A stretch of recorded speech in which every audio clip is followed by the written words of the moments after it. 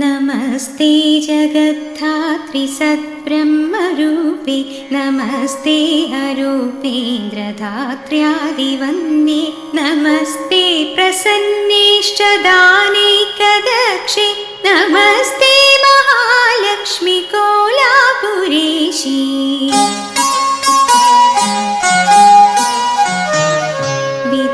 विधिकृत्तिवासा हरिर्विश्वमेतत् सृजत्यत्तिपातीति यत्तत्प्रसिद्धं कृपालोकनादेवते शक्तिरूपे नमस्ते महालक्ष्मी कोलापुरेशी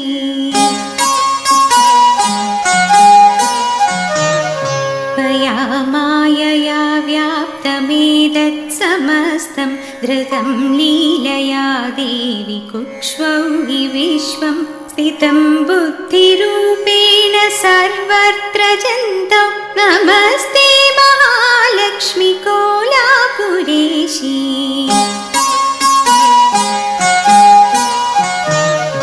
यया भक्तवर्गा हि लक्ष्यन्दयेते त्वयात्र प्रकामं कृपापूर्णदृष्ट्या अतो गीयसे देवि लक्ष्मीरिति त्वं नमस्ते महालक्ष्मी कोलापुरेशी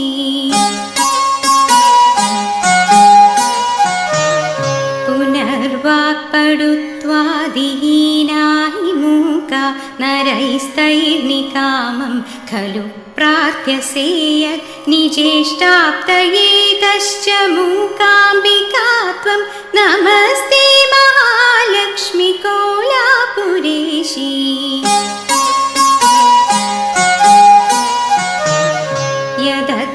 यदद्वैतरूपात् परब्रह्मणस्त्वं समुत्था पुनर्विश्वलीलोद्यमस्था तदाहुर्जनास्त्वां हि गौरी कुमारी नमः